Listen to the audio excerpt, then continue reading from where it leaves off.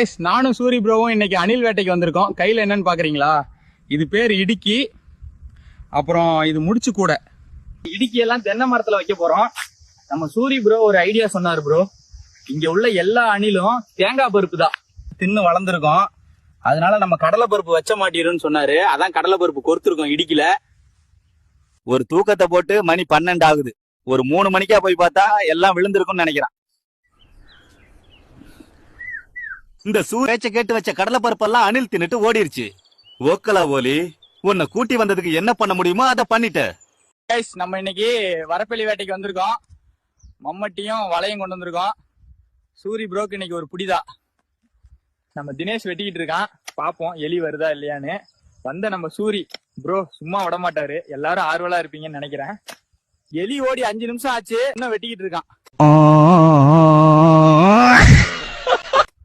நம்ம Suri bro chasing பண்ணி பிடிக்கிறாரா இல்லையா பாப்போம்.